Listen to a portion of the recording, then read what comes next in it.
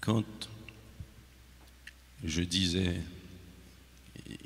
8 jours de cela que nous allons avoir un culte spécial, je n'ai jamais pensé que c'était en ce sens. Les circonstances m'ont porté à vous dire un culte spécial et non des ovations. Cependant, ce n'est pas le culte de ce matin que j'avais en tête. Mais Dieu, lui, il le savait. Dieu, lui, il le savait parce qu'il connaît la fin avant le commencement.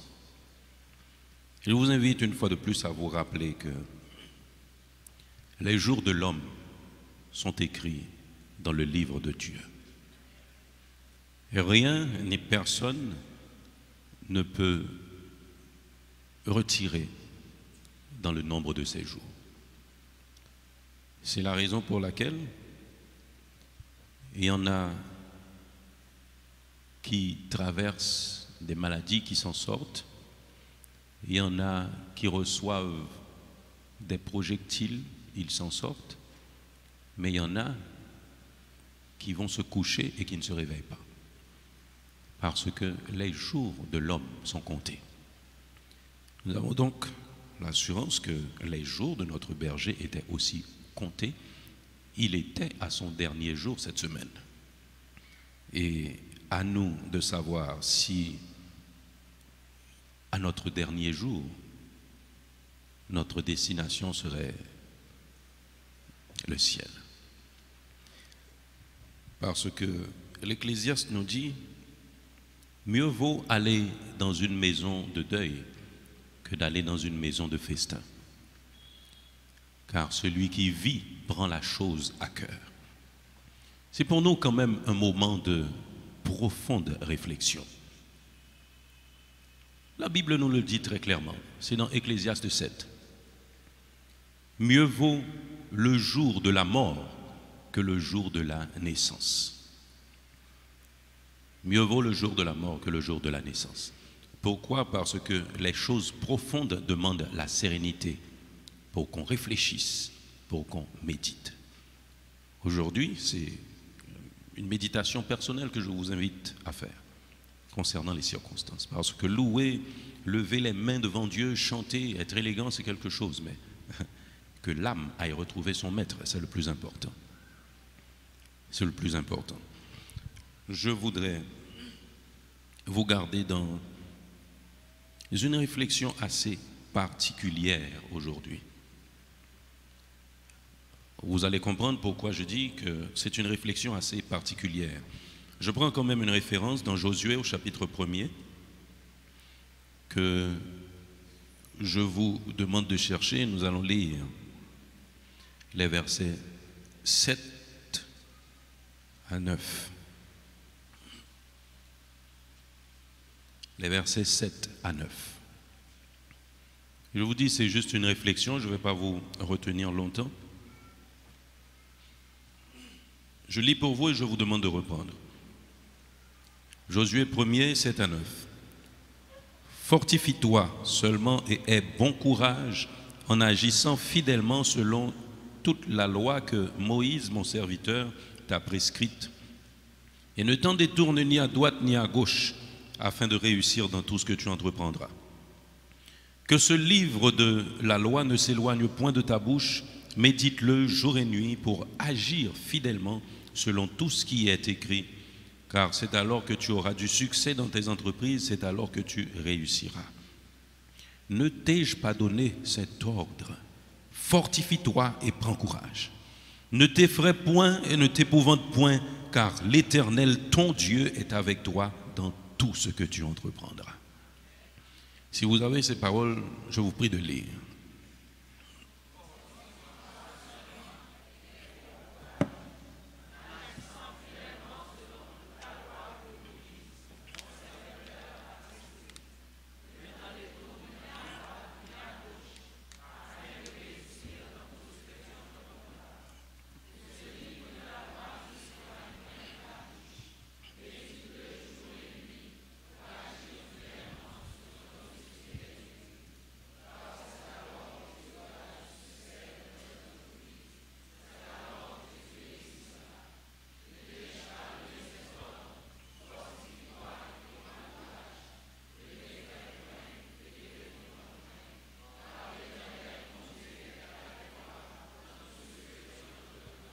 Amen.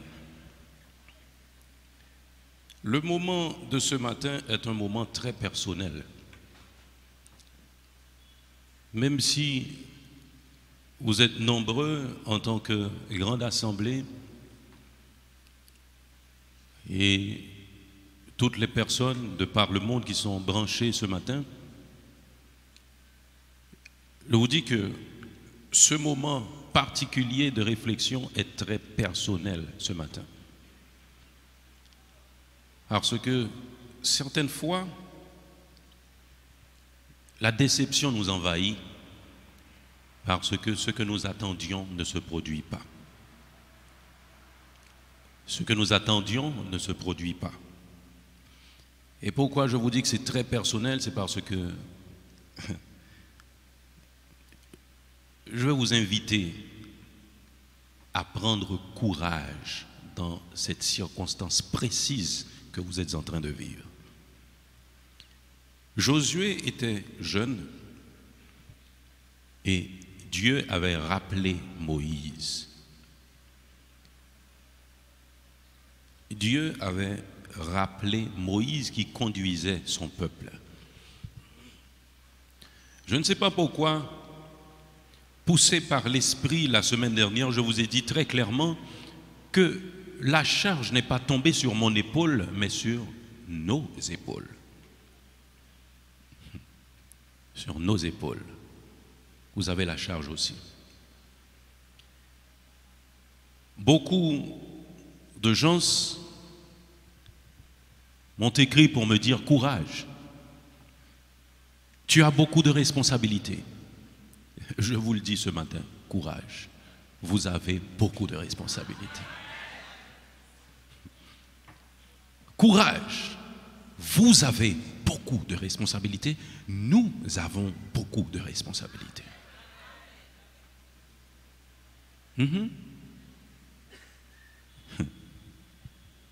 Nous avons beaucoup de responsabilités. Et c'était quoi la prescription? Fortifie-toi seulement et aie bon courage en agissant fidèlement selon toute la loi que Moïse, mon serviteur, t'a prescrite. Ne t'en détourne ni à droite ni à gauche afin de réussir dans tout ce que tu entreprendras. Ces paroles sont fortes, mes bien-aimés. La réussite est donc dans l'obéissance.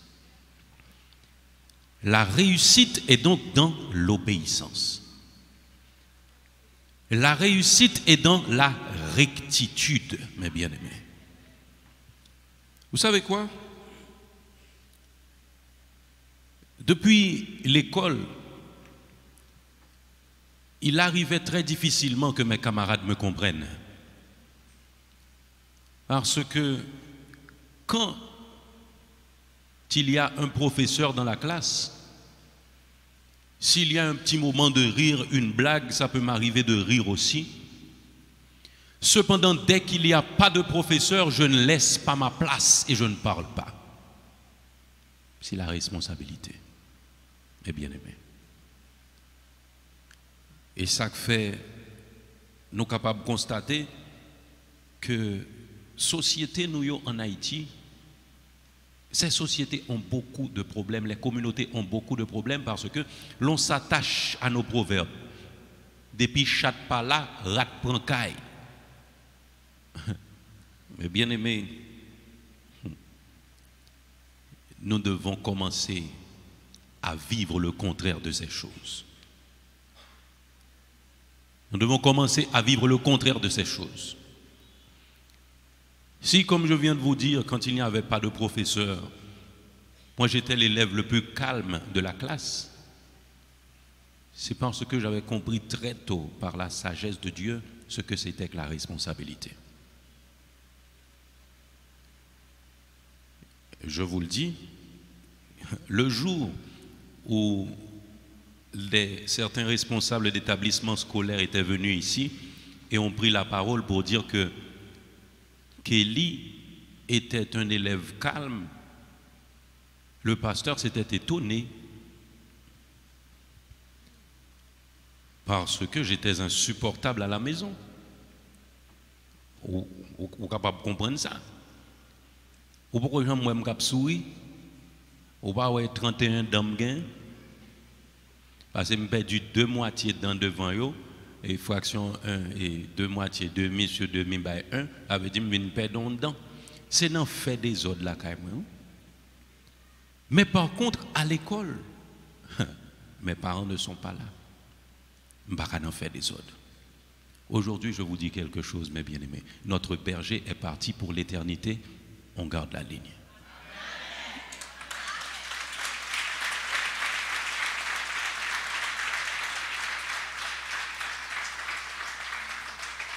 On garde la ligne. C'est la raison pour laquelle je vous ai dit que cette réflexion de ce matin sera très personnelle. On garde la ligne. Si je vous dis qu'il y en a qui ont déjà rêvé que Mahalalel elle s'est éclatée, vous n'allez pas me croire. J'ai entendu les commentaires. Mes amis, pas de Mahalalel encore. Mahalalel crasé. 14 jours, mes amis. Vous savez, est-ce que. On a quel âge aujourd'hui? 29 ans. Après 29 ans, le Seigneur va nous lâcher? Non.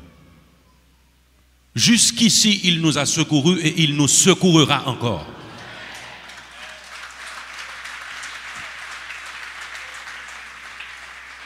Mais à nous de comprendre, mes bien-aimés, nous devons nous fortifier, prendre courage et être fidèles à ce que nous avons reçu particulièrement de notre berger depuis 29 ans.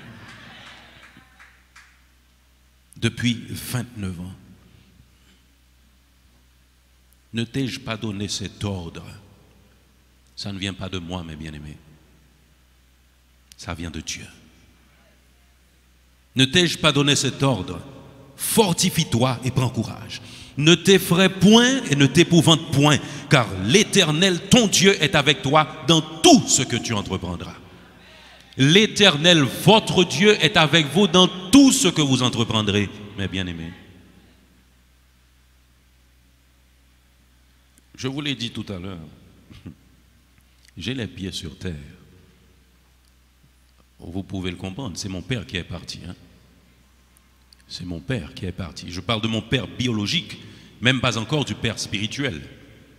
C'est mon père qui est parti. Mais du point de vue spirituel, je sais aussi que votre père sur la terre est parti. Parce qu'il était un père pour tout ce qu'il avait côtoyé. Il était un père pour tout ce qu'il avait côtoyé. Un membre de l'Assemblée m'a envoyé un message particulier que j'ai gardé dans mon cœur. Il m'a dit qu'il y a quelque chose de plus fort que la mort. C'est la présence des absents dans la mémoire des vivants. Vous avez entendu ça? Il y a quelque chose de plus fort que la mort. C'est la présence des absents dans la mémoire des vivants. Et j'aime la précision de cette pensée que ce bien-aimé a partagée avec moi. Non la présence des morts, mais la présence des absents. Parce que notre frère, notre père n'est pas mort. Il s'est absenté un petit moment pour nous rejoindre après dans les félicités éternelles. Ceci est plus fort que la mort, mes bien-aimés. La présence d'un absent dans la mémoire d'un vivant. Nous, aujourd'hui, nous sommes encore là, mais dans notre mémoire, notre berger est présent. Je vous ai dit, vous pouvez comprendre pourquoi je suis comme je suis. Et je partage avec vous ce que, depuis quelques mois, j'ai découvert dans une pensée spéciale. Parce que l'être humain, mes bien-aimés, nous sommes dans une enveloppe, l'enveloppe charnelle, mais cette enveloppe charnelle nous porte ce que nous sommes essentiellement. Nous sommes dans le domaine matériel, dans notre corps. Mais étant une trichotomie, comme notre berger nous le disait très souvent, le corps, l'âme et l'esprit. Le corps porte l'esprit et l'âme. Et nous devons nous rappeler que l'âme est éternelle. J'ai appris quelque chose que j'ai lu depuis peut-être 4 ou 5 mois. Cette parole me dit, nourris ta force d'âme pour te protéger en cas de malheur soudain. Vous pouvez prendre note si vous voulez. Nourris ta force d'âme pour te protéger en cas de malheur soudain. Est-ce que nous ne sommes pas en train de vivre un malheur soudain à Mahalaleel, mes bien-aimés? Notre bien-aimé frère, ami, collègue, pasteur, conseiller, Jean-Mathieu Chérinet, a fait le voyage le 21 janvier et le gérant responsable de l'église le 3 février, au mois de Mahalaleel. C'est un malheur soudain. Et l'invitation que je vous fais, mes bien-aimés, nourris ta force d'âme pour te protéger en cas de malheur soudain. Pourquoi? Parce que le matériel tombe. Ce qui est corporel tombe. Mais l'âme est éternelle. Quand l'âme est forte, même quand le corps tombe, l'âme vit. Et l'âme trouve sa force dans les choses d'en haut. L'âme trouve sa force dans l'espérance de la vie éternelle. L'âme trouve sa force dans la foi. Et c'est ce que nous vous invitons à faire, mes bien-aimés. Quand les choses de ce monde vont disparaître, quand les choses visibles seront détruites, les choses invisibles resteront. Les choses invisibles resteront. Et c'est notre invitation faite à vous ce matin.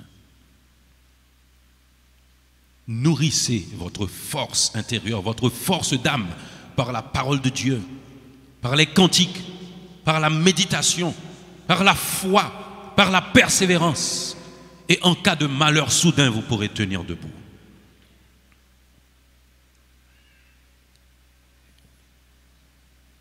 Nous allons être encore plus personnels dans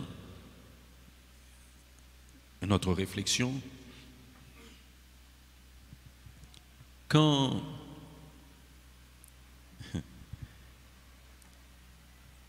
je suis arrivé à l'hôpital à 2 heures du matin, j'ai regardé non mon père mais son corps, et puis j'ai fermé ses paupières qui étaient encore ouvertes. Et puis je me suis dit, bon, il est parti. Il est parti. Et puis Gorino me dit, bon, je dis à mon grand monde. Je dis à mon grand monde. Parce que je dois vous dire, mes bien-aimés, je ne suis pas grand monde. Le grand monde, c'est qu'on prend responsabilité sans arrêter, c'est tout le monde qui vient koto. Sur le lit d'hôpital, j'allais encore le trouver pour certains problèmes. Et il prenait encore ses responsabilités. Je me dis, bon, je dis à mon grand monde. Et pendant mon grand monde, mon responsabilité, c'est quoi cette responsabilité? Si il n'est plus là, je vais devoir commencer à vivre avec ce qu'il a laissé en moi d'immortel.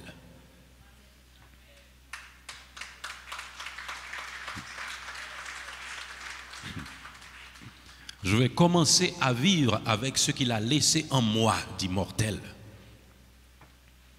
Et comme je viens de vous dire, mes bien-aimés, il y a quelque chose de plus fort que la mort. C'est la présence des absents dans la mémoire des vivants. Et vous l'avez tous côtoyé. Moi, j'étais plus dans mon mail là passé, nous passé. Vivre plus longtemps avec elle, même qu'on est nous joindre tout. Nous allons donc ce matin commencer à vivre avec ce qu'il nous a laissé d'immortel. Et je veux prendre rapidement quelques exemples. N'est-ce pas celui qui nous a laissé le goût du beau et de l'esthétique ici à Mahalalea? Fais-moi tendre, dis-moi Amen. Waouh! Dans une société sans dessus-dessous, côté tout voum c'est d'eau, nous avons trouvé un homme qui nous a inculqué le goût du beau et de l'esthétique. Que ce soit en termes de musique, que ce soit en termes d'écrit, que ce soit en vestimentation, il nous a laissé le goût du beau.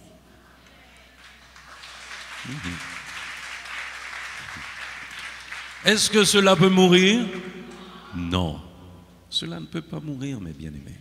Il nous a laissé, pas seulement à ses enfants biologiques, mais à ses enfants que vous êtes, le goût de l'excellence.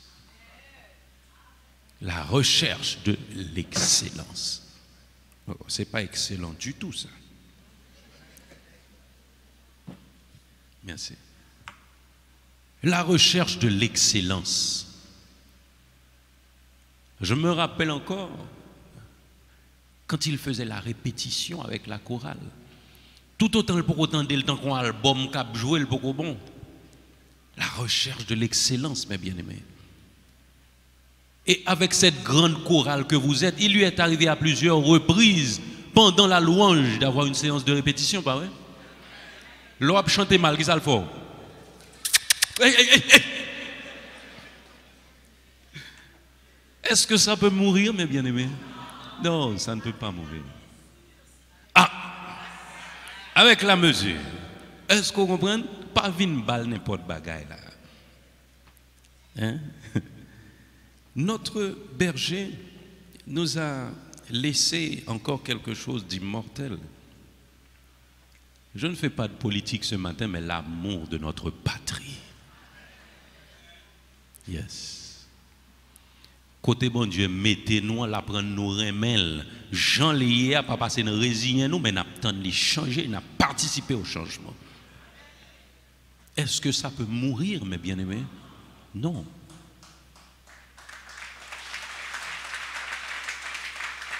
Ça ne peut pas mourir. Et c'est la présence d'un absent dans la mémoire des vivants.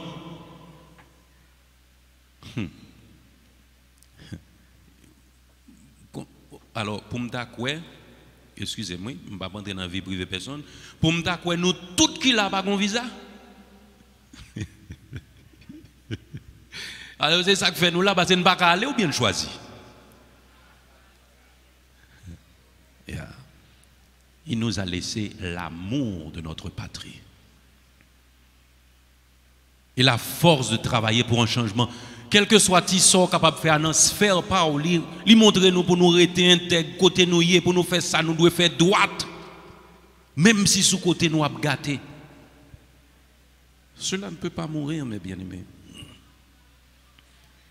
Et il nous a laissé une autre richesse. L'amour de la connaissance. L'amour de la connaissance. Particulièrement la connaissance de la parole de Dieu. Qui donne la vie éternelle. Je vous dis, mes bien-aimés, j'ai commencé depuis le 3 février avec ce qu'il a laissé en moi d'immortel. Et c'est l'invitation que je vous fais, parce que, comme si vos papas t'as pour 5 petites seulement. Non, il n'est pas pour 5 petites seulement, il est pour tout, qu'on a perdu. Mais il faut que ça gagne, il faut que ça crête. Oh, sacré. Et vous savez quoi? La dernière chose que je vais vous dire ce matin, c'est que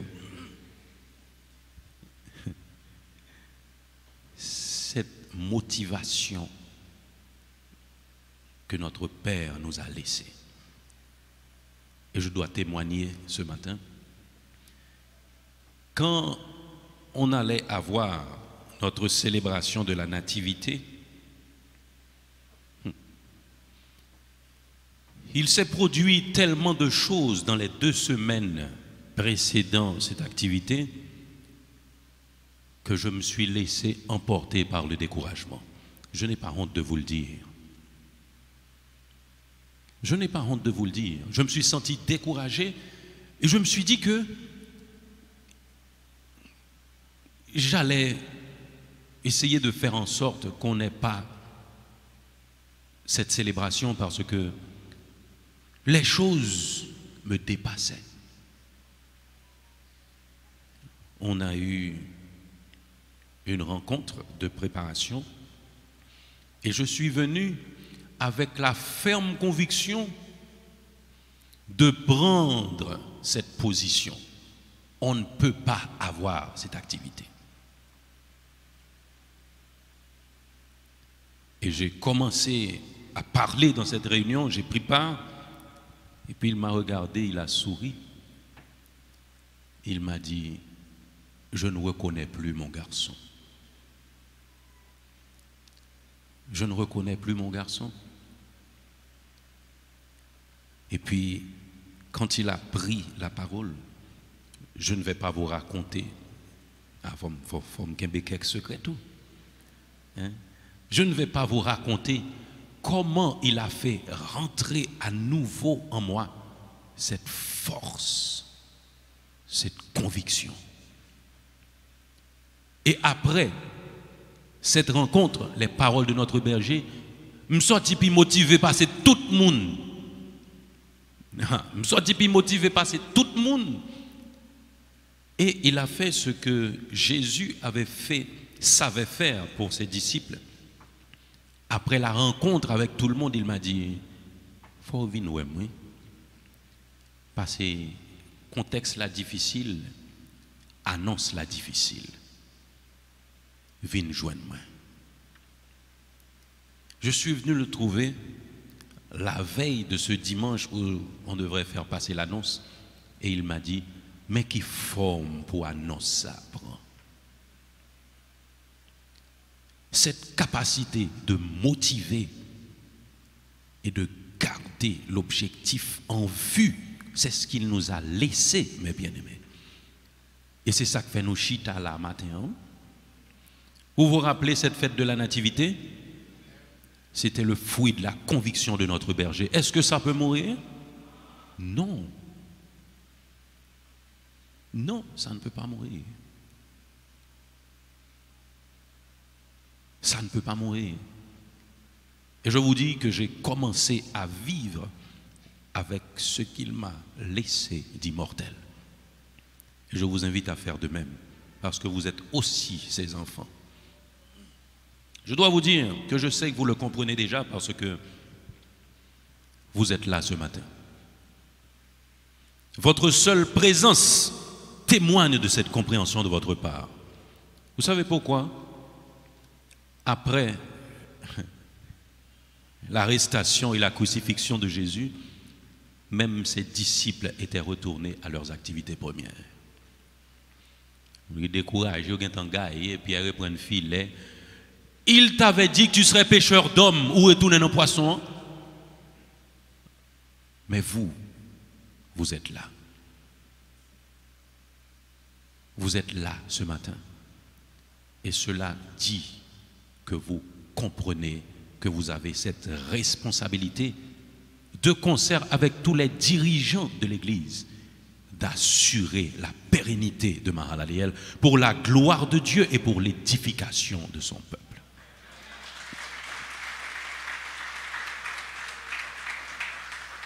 Pour la gloire de Dieu et pour l'édification de son peuple. Mais je vous dis aussi, mes bien-aimés, sans la sanctification, vous ne pourrez pas le faire. Sans la sanctification, vous ne pourrez pas le faire. Et cela concourt aussi avec cette parole que j'ai partagée avec vous. Nourris ta force d'âme pour te protéger en cas de malheur soudain. Recherchez la sanctification. Parce que vous pouvez bien le comprendre aussi. Nous sommes dans un combat spirituel très aigu Un combat spirituel très aigu. Un corps pastoral amputé de 2 de ses membres, ce n'est pas matériel, mes bien-aimés. C'est très aigu comme combat spirituel. Et la sanctification nous aidera à remporter la victoire. Que Dieu vous bénisse.